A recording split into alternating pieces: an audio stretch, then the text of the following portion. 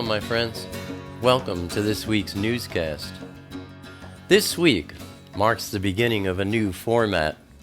Henceforth, my reports will be focusing directly on Israel, because Israel is the focal point of all last days prophecies, and because things are starting to escalate along those lines. Starting with wars and rumors of wars.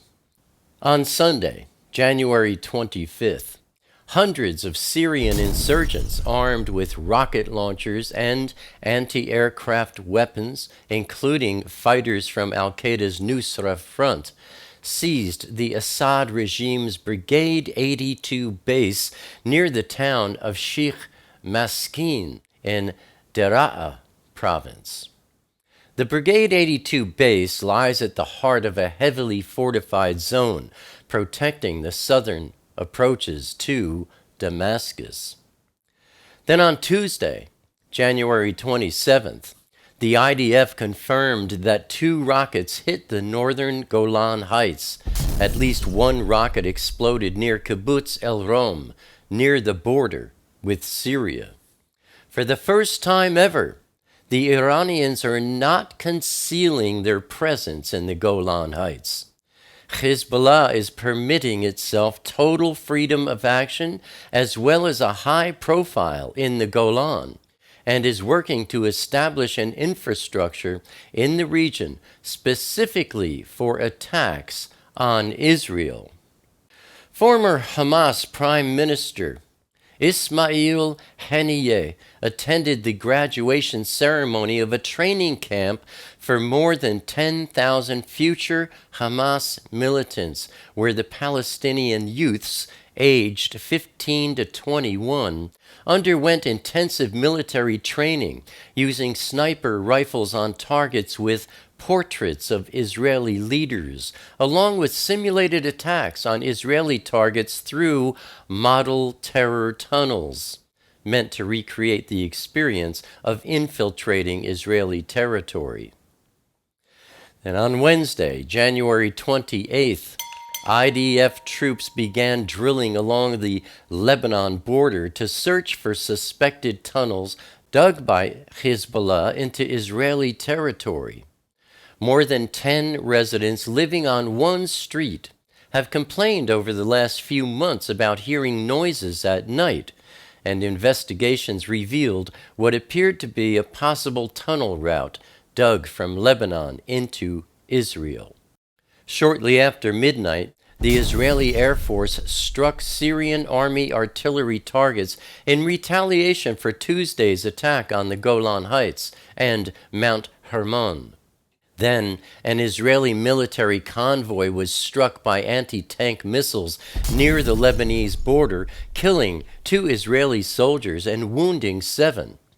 A Spanish soldier serving with the UN inside Lebanese territory was also killed.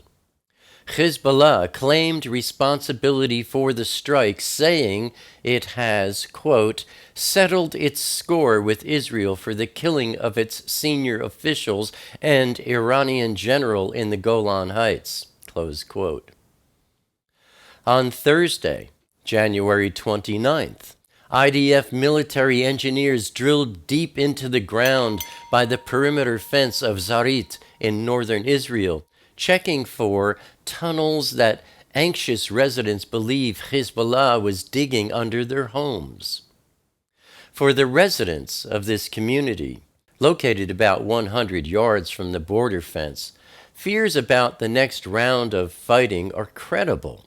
The idea of armed Hezbollah fighters popping out of tunnels is no fantasy.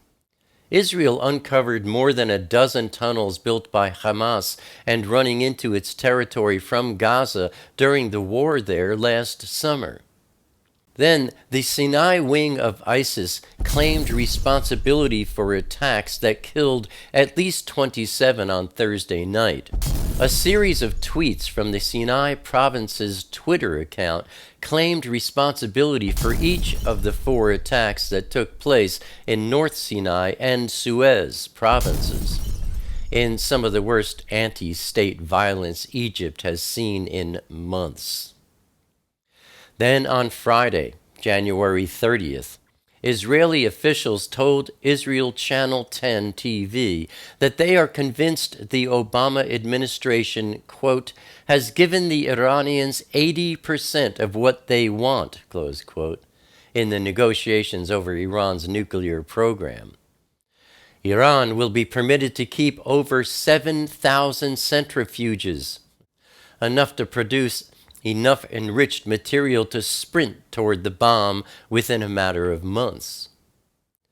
And on Saturday, January 31st, Brigadier General Iraj Masjedi made an announcement saying that Iran must try to increase its military power in the West Bank as well as in Gaza. Quote, we must contain Israel so that it never dares to speak about a missile attack on Iran. We must reinforce our power in the West Bank and Gaza. The Palestine Liberation Organization must know that what brings them victory is not political negotiation, but only resistance and power. And this is what Hezbollah and Hamas have been doing. Close quote. Then on Sunday, February 1st, days after an IDF unit was hit by a Cornet missile fired by Hezbollah from a significant distance, IDF Chief of Staff Lieutenant General Benny Gantz warned that Israel's northern border villages must be better defended from similar threats as well as from attack tunnels. Advanced missiles like the Cornet and attack tunnels have radically altered the danger Hezbollah can pose to border villages with virtually no warning. And now turning to ISIS. Another horrific video from ISIS shows the barbaric execution of a second Japanese hostage. It comes just a week after his colleague was beheaded.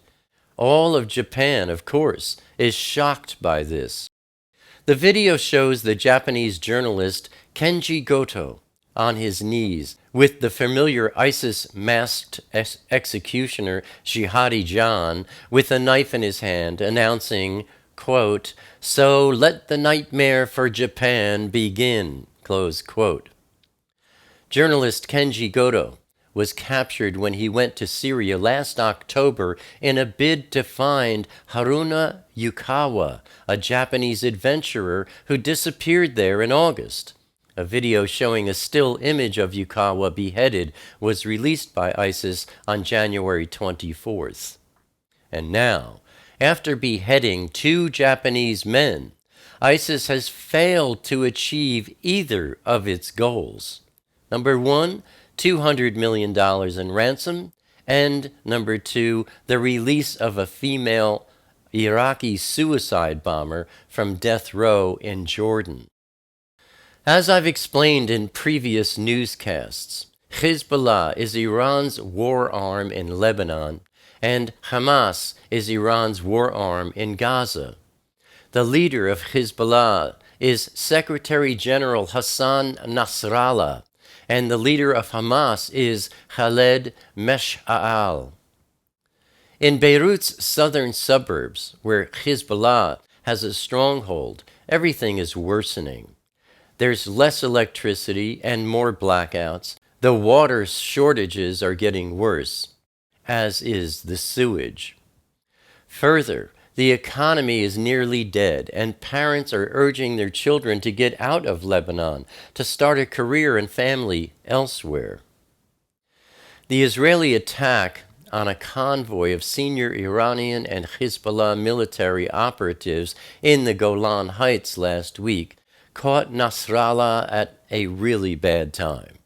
If it were up to him, he would rather completely avoid dealing with the dilemma of whether or not to retaliate against Israel. And early last week, Israel delivered a very clear and forceful warning to Lebanon and Hezbollah against targeting any Israeli institutions abroad in retaliation for last week's Israeli attack. Prime Minister Benjamin Netanyahu told the cabinet on Sunday, January 25th, quote, In the coming weeks, the major powers are liable to reach a framework agreement with Iran, an agreement that is liable to leave Iran as a nuclear threshold state, which would endanger, first and foremost, the existence of the State of Israel. This is the same Iran that has taken over Lebanon and Syria and is now taking over Yemen and Iraq. This is the same Iran that is preparing an active front against us both on the Golan Heights and in southern Lebanon. This same Iran cannot advance toward nuclear weapons. As Prime Minister of Israel, I am obligated to make every effort in order to prevent Iran from achieving nuclear weapons that would be aimed at the State of Israel. This effort is worldwide, and I will go anywhere I am invited in order to enunciate the State of Israel's position and in order to defend its future and its existence." Close quote. Iran is marching boldly ahead in the Middle East, with its forces supporting the coup in Yemen, strengthening the Assad war machine in Syria, mediating between factions in Iraq, and plotting with Hezbollah in the periphery of Israel. Meanwhile, President Obama and Vice President Biden are publicly turning America's back on Israel in a disgusting rejection of Prime Minister Netanyahu's visit to the White House, scheduled for March. Of the people, by the people, and for the people has now become a declaration that America is of Obama, by Obama, and for Obama. He's supposed to represent the opinions of the American people, not himself. Recently, the Obama White House firmly rejected the opportunity to meet with Netanyahu in March, when he will be in Washington to address the joint meeting of Congress. Obama's people said they didn't want to influence the Israeli elections. Yet, they criticized House Speaker John Boehner for inviting Netanyahu. And Jeremy Byrd, National Field Director for Obama's 2012 campaign, is working for a new nonprofit group, Victory 2015, also known as V15, along with his own consulting firm, which is almost entirely composed of former staffers of President Obama's re-election campaign.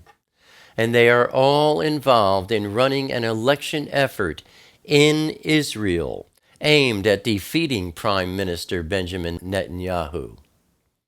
The Haaretz Daily in Israel reported that V15 is, quote, trying to replace Israel's government to cause nothing less than an electoral upset, close quote, in Israel's March elections.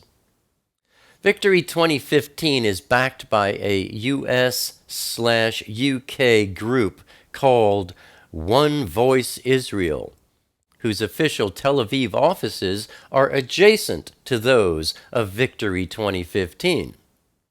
One Voice Israel bills itself as, quote, an international grassroots movement that amplifies the voice of mainstream Israelis and Palestinians, close quote, and put out a press release Tuesday, January 27th, that was expressly anti-Netanyahu. The release announced that One Voice Israel and V15, quote, are working with premier grassroots consulting firm 270 Strategies to leverage the most cutting-edge mobilization techniques, close quote. 270 Strategies is led by the aforementioned Jeremy Byrd, who was described in the Haaretz articles as V15's secret campaign weapon. 270 Strategies' team of 45 staffers includes 16 who worked directly for Obama's campaigns. In my opinion, it's now official. America is Israel's friend. No longer. Israel's next round of general elections will be held this coming March 17th. We'll be watching the details. And that's the newscast for this week, my friends. Abba willing, I'll see you here next week, and until then, shalom.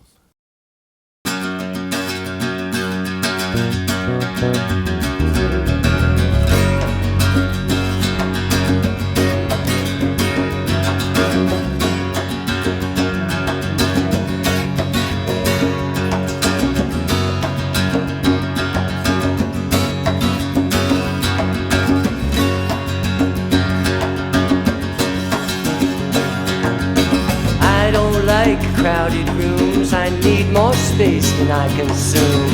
Enough is time alone with you, underneath a naked moon, sharing confidential moods and making chatter. Mockingbird nocturnal sings notations of eternal things, entering the quantum breeze, flying not for want of wings. He lights his gaze on you and me, simply because we matter.